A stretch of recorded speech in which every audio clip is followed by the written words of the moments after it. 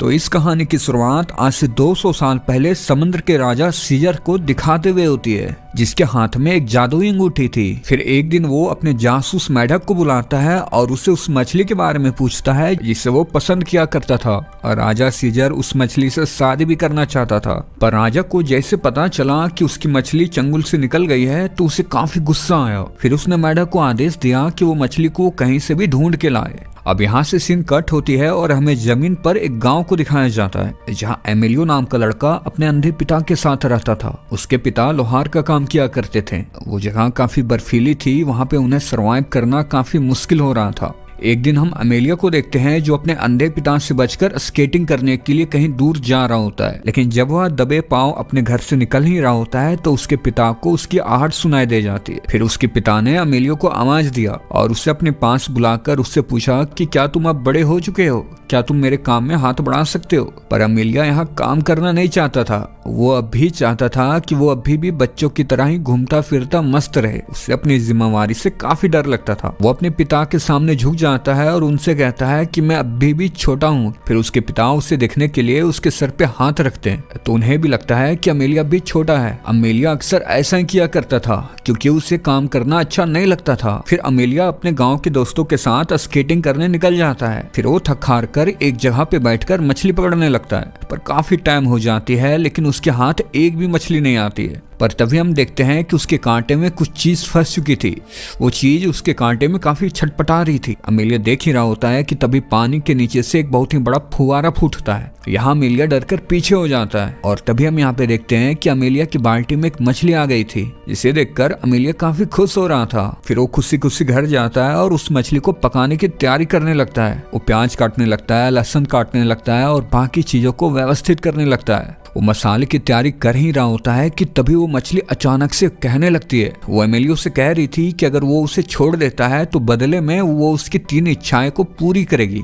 अब यह सारी चीजों को देखकर एमिलिया तो काफी हैरान होता है। उसे तो अपनी आंखों पर यकीन ही नहीं हो रहा था कि आखिर ये मछली कैसे बोल सकती है, क्योंकि एमिलिया ने आज से पहले ऐसी मछली कभी भी नहीं देखी थी। फिर यहाँ एमिलिया बातों बातों में कह देता है कि वो पूरे शहर को देखना चाहता है, लेकिन साथ ही वो ये भी कहता है कि वो अपने चूल्हे से हटना नहीं चाहता है, क्योंकि बाहर ठंड के वजह से वो ऐसे जाना नहीं चाह रहा था। उसने तो उस मछली को कह ही दिया था कि वो पूरे शहर को घूमे और साथ ही उसका चूल्हा भी उसके साथ ही रहे। अब मछली उसके विश को पूरा करने के लिए उसे चूल्हे के साथ ही पूरे शहर को घुमाने लगती है। वो जिधर जिधर से गुजर रहा था सभी लोग उसे ताजुब भरी नजरों से देख रहे थे, क्योंकि आज तक उन्होंने ऐसा कभी विचित्र देखा ही नहीं था। एमिलिया तो ये बातों बातों में कह दिया था, लेकिन उसकी ये इच्छा पूरी हो रही थी।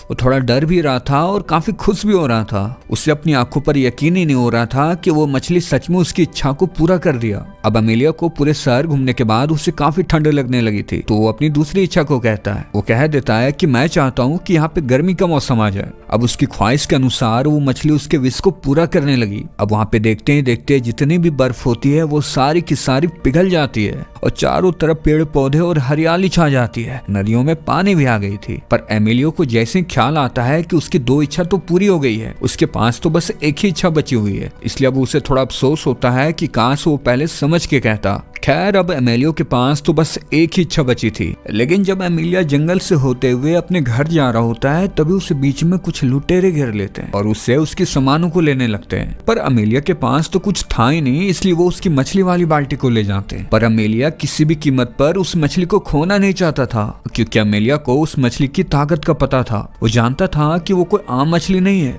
और अभी भी उसकी एक इच्छा तो बाकी ही थी। अमेलिया उनसे लड़ जाता है और जैसे तैसे मछली की बाल्टी को छीन लेता है और दौड़ता हुआ वो नदी के पास जाता है और मछली को नदी में फेंक देता है। अब इस चीज से लुटेरों को काफी गुस्सा आ गया था, इसलिए वो अमेलिया को वहीं के एक पेड़ पर उल्टा बांध देते हैं। उनके जाने के बाद अमेलियो के पास एक लड़की आए जो उसे आजाद कर देती है। पर अमेलियो जैसे ही आजाद होता है वो मछली को उस नदी में ढूंढने लगा, पर काफी कोशिश करने के बावजूद भी वो मछली उसे कहीं भी नहीं मिली। अमेलियो उदास होता है, तभी वो लड़की उसे अपना नाम बताती है। फिर अमेलियो जैसे उसकी आवाज सुनता है तो वो समझ जाता है कि वो वही मैजिकल फिश है जो अब एक लड़की के वेश में थी। अब यहाँ अमेलियो थोड़ा सोचता है, उसे लगता है कि शायद वो मछली फिर उसके हाथ से कहीं चली ना जाए, इसलिए वो अपनी आखिरी इच्छा उसे कह देता है। अमेलियो की आखिरी ख्वाहिश फरमाइश तो काफी बड़ी थी। वो कहता है कि वो रसिया के राजा की बेटी राजकुमारी के साथ शादी करना चाहता है, पर राजकुमारी तो इंग्लैंड के प्रिंस के साथ थी जो उसे बेशकीमती तोहफे दे रहा था और उसे खुश करने में लगा था, क्योंकि इंग्लैंड के राजा भी राजकुमारी से शादी करना चाहता था। फिर उसने राजकुमारी को एक ऐसा बाजा दिखाया वो खुद ही बजता था, और ये उस जमाने की बात थी जहाँ पे कुछ भी नहीं हुआ करता था, ना ही टीवी, ना ही रेडियो, ना ही कुछ भी था। ऐसी कोई भी टेक्नोलॉजी उस वक्त तक आई नहीं थी। इंग्लैंड का जो राजा था उसने बाजे के अंदर एक आदमी को बैठा रखा था, जिस वजह से उस बॉक्स में से आवाज आया करती थी, पर वहाँ पे सभी को लगता था कि एक जादुई बॉक्स है जो खुद ही बजती है। वहीं दूसरी ओर हम अमेलिया और उस मछली को देखते हैं। वो मछली जो अब एक लड़की के वेश में थी, और उस मछली ने अपना नाम पाई रखा हुआ था, जो महल के पास पहुंचकर राजा और उनकी बातों को सुन रहे थे। अब वो उसे नीचा दिखाना चाह रहे थे, इसलिए उन्होंने कह दिया कि ये तो कुछ भी नहीं है, हमारे यहाँ तो एक ऐसी बिल्ली है जो गाना गाती है। वो बिल्ली बहुत ही खास है, लोग उसके गाने को सुनकर सभी नाचने लगते हैं। राजा ने उसे नीचा दिखाने के लिए उसे ऐसे ही कह दिया था। वहीं राजा सोच रहा होता है कि अब वो बिल्ली कहाँ से लाए जो असल में गाना गाती हो। वहीं एमेलिया इनकी सारी बातें सुन रहा होता है, और उसके सामने एक अच्छा मौका भी था, इसलिए वो दौड़ता हुआ राजा के पास गया, लेकिन बदले में वो राजकुमारी से शादी करेगा। यह बात सुनकर राजकुमारी को बहुत हैरत होती है कि ऐसी बिल्ली वो कहाँ से लाएगा, ऐसी बिल्ली तो कहीं है ही नहीं। लेकिन यहाँ राजा एमेलियो की बहादुरी देखकर उसे मुतासिर हो गए और वो उसकी शर्त को मान भी जाते हैं। एमेलियो खुशी खुशी अपने सफर पर निकलने की तैयारी करने लगा। पाई कहती है कि इस बिल्ली को ढूंढना इतना भी आसान नहीं है। साथ ही वो ये भी बताती है कि अगर उस बिल्ली के पास कोई इंसान उसे पकड़ने जाता है तो बिल्ली उसे गाना चुनने को देती है। अगर बिल्ली ने दुख भरी गाने गाए तो इंसान रो रो कर ही मर जाता है, और अगर बिल्ली ने खुशी का गाना गाया तो इंसान इतना नाचने लगता है, इतना नाचने लगता है कि जब तक वो मर न जाए वो रुकता ही नहीं है। पर यहाँ एमेलिया फिर भी पीछे नहीं हटता है। वो पाई के साथ होते हुए घने जंगलों में चला गया, पर इन्हें सफर करते करते अब रात भी हो चुकी थी, और थोड़ा दूर और जाने के बाद इन्हें वो बिल्ली मिल भी जाती है। तभी बिल्ली ने उसे गाने चुनने को दिया, तो एमेलियो ने दुख भरी गाने को चुना। पर जैसे ही बिल्ली ने दुख भरी गाने गाए, एमेलियो भी उसके साथ साथ गाने लगा, क्योंकि ये एमेलियो की बचपन की गाने थी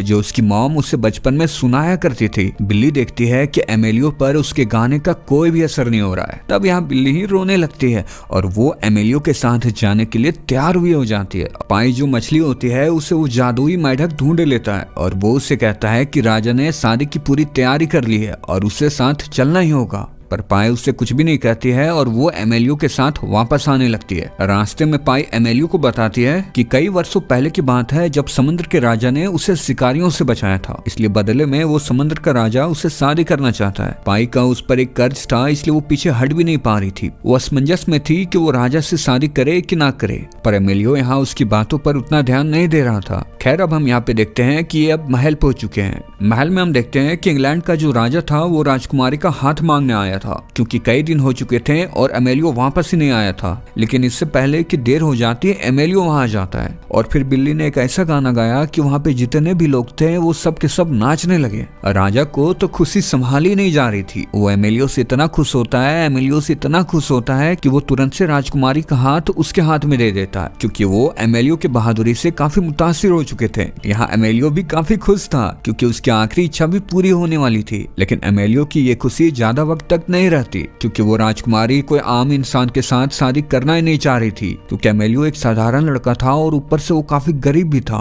राजकुमारी तो एमेलियो के साथ शादी करना ही नहीं चाह रही थी, इसलिए वो एमेलियो के लिए एक मुश्किल टास्क देने का फैसला करती है। रात में हम देखते हैं कि राजकुमारी अपनी मरी हुई मॉम से मिलती है और उनसे एमेलियो के लिए एक मुश्किल भरा टास्क मांगती है। फिर अगले दिन हम महल में देखते हैं कि राजा को खुश करने के लिए इंग्लैंड के राजा ने एक जूसर लाया था। उस जूसर में था कि उसके ऊपर फल डालने से उसके नीचे से जूस निकल आता था, और ये तब के जमाने की बात थी, इसलिए उनके लिए एक जादुई की बात थी। पर इस जूसर वाले मशीन में भी इंग्लैंड के राजा ने एक पौने आदमी को बैठा रखा था, जो फ्रूट्स और सब्जियों का जूस बनाकर बाहर निकाला करता था। अब इस अनोखी जूसर को देखकर किंग भी काफी हैरान हो जाते हैं, और इसी दौरान वहाँ राजकुमारी भी आ जाती है। उसने शर्त रखा कि उसे एक ऐसी जादुई कपड़ा चाहिए जो उसे खाने को जो मांगे वो उसे दे दे। एमेलियो के कानों में जब यह बात जाती है तो वो भी काफी आश्चर्य हो जाता है। वो भी सोच में पड़ जाता है कि वो से जादुई कपड़ा कहाँ से लाएगा। एमेलियो पाई के साथ उस कपड़े की तलाश में निकल जाता है। रास्ते में पाई उसे बताती है कि वो जादुई कपड़ा दो भाइयों के पास है। रास्ते में चलते चलते इन्हें भूख भी लग गई थी, पर इनकी किस्मत अच्छी होती है कि थोड़ा आगे जाते ही इन्हें एक झोपड़ी मिलती है। वहाँ पे एक बूढ़ा बाबा होता है, इसलिए वो उनसे कुछ खाने को मांगते हैं। बूढ़ा आदमी का दिल भी काफी बड़ा था, उसने जो अपने लिए खाना रखा था वो उन्हें ही खिला देता है, और वो खाना थोड़ा सा ही था। बूढ़ा आदमी उनसे कहता है कि इस बार उनकी फसल अच्छी नहीं हुई है, इसलिए उन्हें खाने पीने में काफी दिक्कत हो रही है। एमेलियो और पाई जब यह देखते हैं तो उनका भी दिल पिघल जाता है कि इतनी मुश्किल गुजरने के बावजूद भी वो उन्हें खाना दे रहे थे, और ऊपर से वो अपने ही खाने को दे रहे थे।